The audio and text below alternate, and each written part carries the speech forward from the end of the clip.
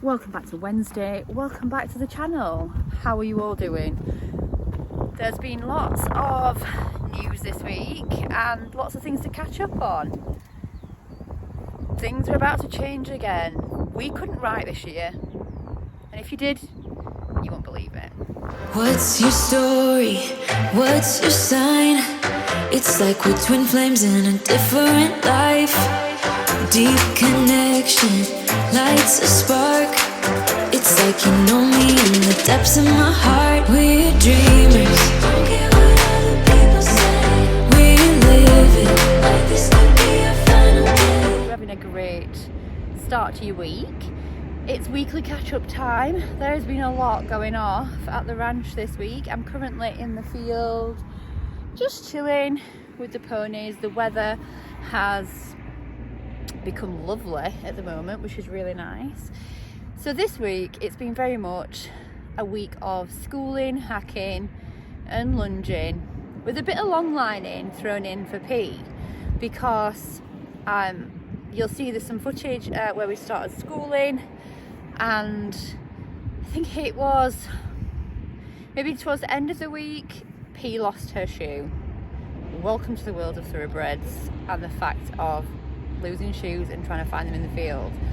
So I had to change her schedule up a little bit, because obviously I don't want to ride her without a shoe on. So I decided to try and start her looking at long lining. I've said before, I love long reining and long lining. It is fantastic for youngsters.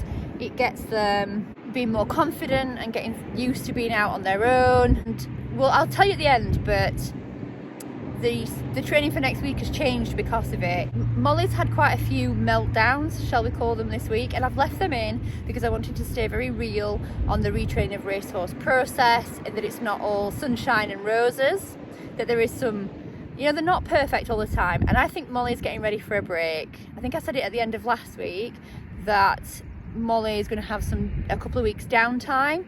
I think she's really getting to the point now where she's a bit brain fried and she just needs a bit of a rest. She's only just turned 4, so it's important that you kind of listen to that signs and not push them too much at such a young age.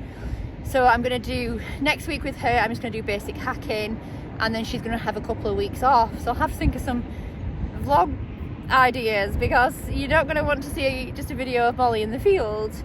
P can start doing a bit of work, so probably work on some exercise with P on her jumping. But anyway, here's the week in capture. I'll do a bit of voiceover as usual and just let you know what we've been up to, and then join me back in the field, because there is big news at this ranch.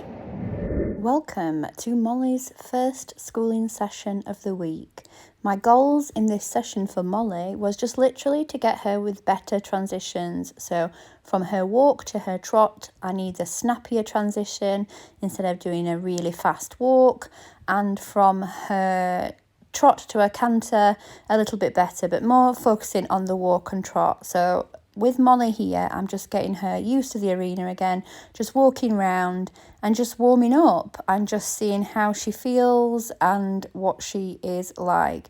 She has become best mates with P, and there is a little bit, you're going to see it now, a little bit of separation anxiety that goes off. So P just yelled at her, and she just kind of has a little bit of a meltdown and says, no, I want to go back to my friends.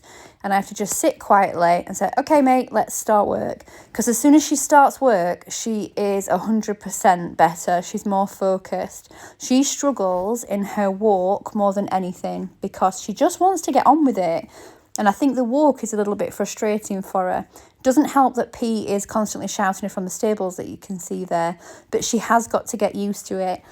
She did settle into a nice routine, and I am just working up and down the transitions. From a contact point of view and trying to get her in a frame, we're nowhere near there yet. I just want her to go forward. To be honest, I'm just starting to ask for a little bit of flexion, a little bit something down the rein. And she gives a little bit, but you can't restrict Molly because she gets very offended by it and can be a little bit reactive to it. So I have to do it quite softly. And here I'm just literally going up and down my gears. So I'm going from walk to trot, trot to walk. And I want that kind of snappy transition and then her to travel forward. The bridle I've got her in is just a ergonomic bridle with no throat lash, and she's in a hanging cheek now with a lozenge, and I think this suits her really well. She's the most settled she has been since I've been working her in it, and I'm going to persevere with it because I do really think that she likes the stillness, she likes everything about it. She's still at times a little bit opinionated with her mouth, but nowhere near like she used to be. So yeah, just enjoy this session where I am going up and down the gears. Might sound really boring, but there's a lot of this. There's a lot of doing the very basics with them. And she finished the session really, really nice. She's fighting a little bit there, love, against my hand, but I'm just saying, no, I'm asking you to be a little bit softer and just stop. Well done, models. Well done. She worked really well, and I was really impressed with her.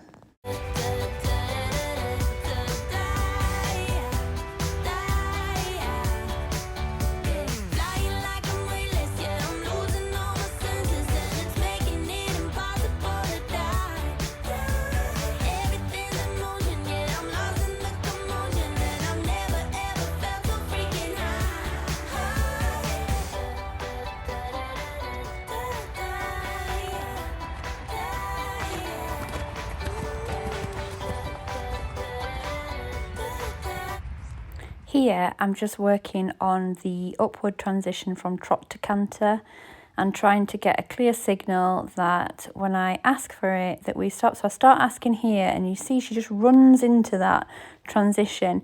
She still broke into canter when I asked, she still went on the right leg, but it's that section that I found with exracers is particularly difficult. I mean, Molly doesn't really have the strength yet in her hind to be more uphill and more lifting into a canter stride, but they always tend to just run into that canter transition. Look, I'm asking again here, and she's just running in fast trot, and then we've got on totally the wrong leg. Now that could be the way I asked for it, to be honest. I'm not going to put that down to Molly, I'll put that down to my riding, and I have to ensure that I am giving the correct signals for canter and that she is on the right balance and that I'm on the right balance to strike off on the right leg, because 9 times out of 10 it'll be me that's out of balance that kicks her off onto that wrong leg. So she did it again, she got the wrong leg again, so I'm asking again, and you get this fast trot, but you know what, she nearly struck into canter there onto the right lead.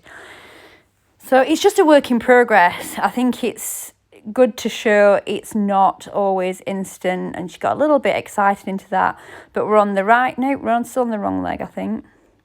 No, we're on the right leg now. Well done, Moles. And then I just say, well done, pal. That's what I was asking. Yeah, it's just trial and error with them. And you spend a lot of time, again, wrong leg. So you have to bring her back down and start that transition again. You spend a lot of time working on your transitions with them. And when they do get stronger, they do get a hell of a lot better. But yeah, it's good fun. It's just repetitive though. And I think the more you can be, more clear signals, more repetitive work, the better they are.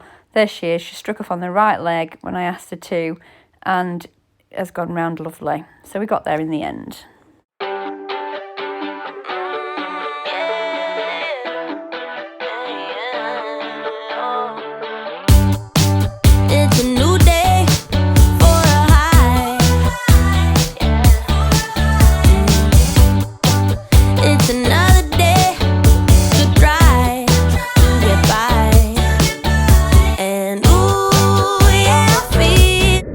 Pod's turn, and I'm working a lot with P at the moment. So P comes in quite what you would assume is quite flashy. She's got very high head carriage, but I think P is holding a hell of a lot of tension. So I'm working a lot in trying to relax her into a nice frame where she's moving a lot more forward. She's a little bit static for me here, a little bit stuffy and uphill in herself, and she just doesn't feel relaxed and chilled. So that's what we were working on. We now went home because of the rain.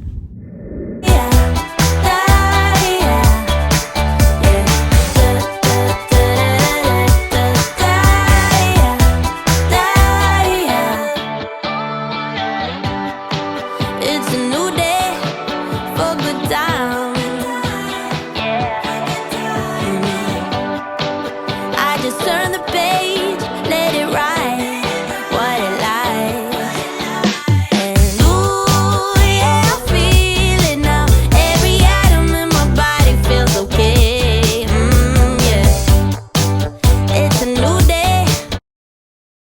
work day and I set up a very simple 6 poles in the arena, which gives me lots of options that I can do. So P had lost a shoe this day, so Molly started and I'm just getting her comfortable, getting her to trot through and get her nice and calm and working through herself. Again, I will say I'm starting to ask for little bits of softness down the reins, but not much with Molly, because she is quite difficult at times. As you can see there, she fights against your hand a lot of the time, and we're just going through the poles, and I just want her to be confident going forward and enjoying herself. And she did really well with this. She's starting to soften to the rein there, and I was really impressed. Throughout this session, she did great. We did have one Molly meltdown that is coming up, and again, I'll leave the sound on because it's again when P is yelling at her from the stables, Molly just gets a little bit unsettled.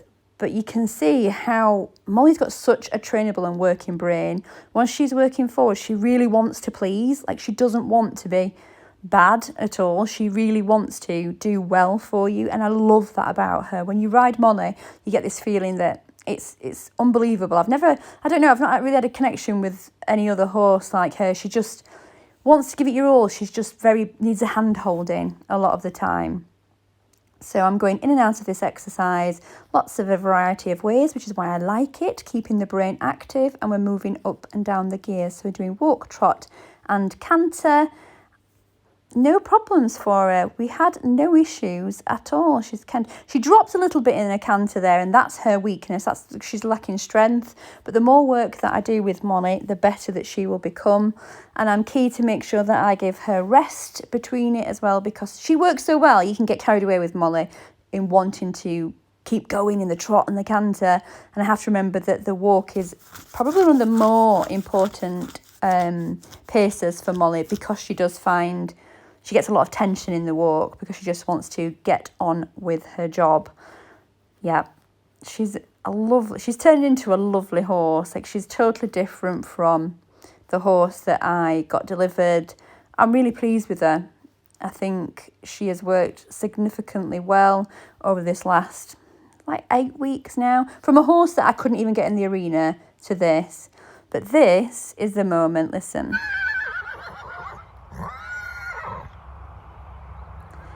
And then she just kind of wants to gets a little bit up in the air and wants to get back to P. But I have to sit calm, collect her and say, no, we don't end like that. You've got to listen and you've got to work. And this is what I'm saying with Molly. Like, she knuckles down and goes, okay, sorry about that. I'll crack on. It's like an urge she can't control. Well done, Molly. Super proud of her this week. She has worked amazing.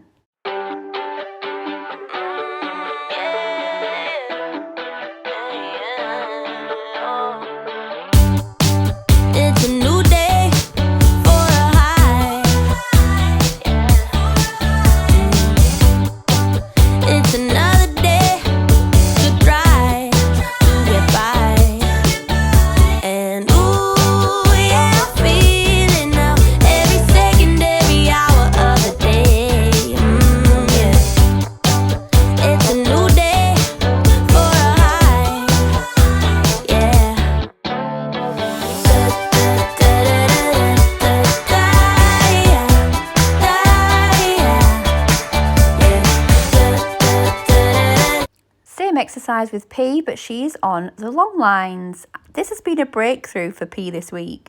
I don't know whether she's been long lined before, but she was a little bit apprehensive to start, so I had help from Tan, who just walked at the side of her just to get her some confidence. And then she is strolling round this arena over these poles, and I think you'll agree that she looks so much more relaxed in herself. We're losing a bit of that tension that's built up. She has a little bit there when she's just understanding what I'm asking. The long lines just seem to work really well for her, and I think that I will start next week. I'm going to do a lot more of this with her to try and create that relaxation. She was that good. I walked her all the way back home. Legend. Well done, P.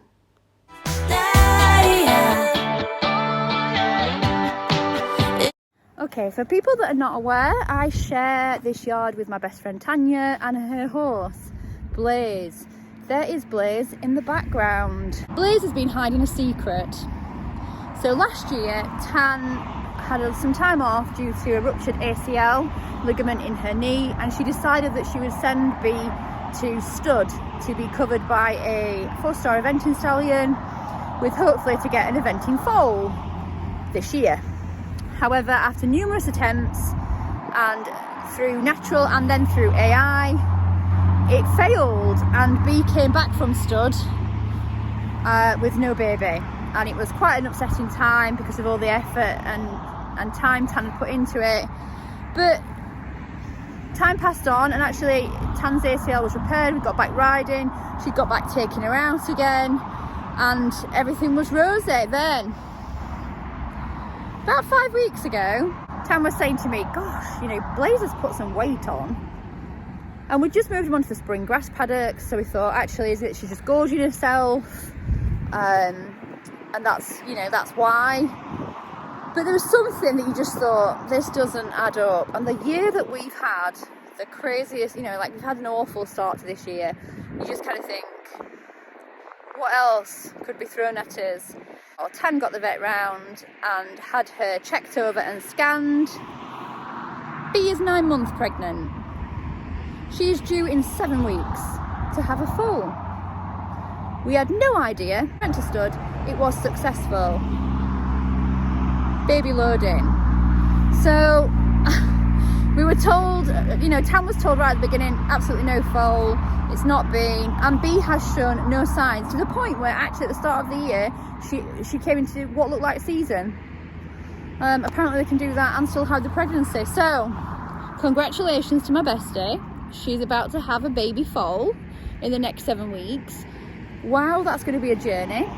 I'm sure she'll let me document some of it on here so that you guys can come along with us and just enjoy what an absolute year this has been. What we started in January is definitely not what we're going to finish with in December. So fingers crossed for healthy, happy baby. Yeah, you couldn't write it. Right. If you want to keep up with the journey of the X-Racers plus B and baby, then please like, comment and subscribe. It helps me out a lot, and it just keeps me doing these if I know that you guys are interested in listening to my ramble. I'll leave you with some shots of B and see if you can see what she's been hiding. Keep it real. Till next week.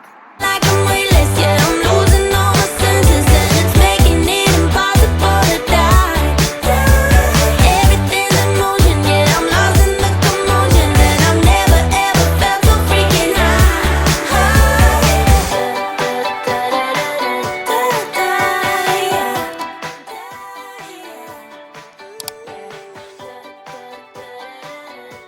Here's a lot of wind noise. And I keep my hair, and I keep looking at a massive forehead.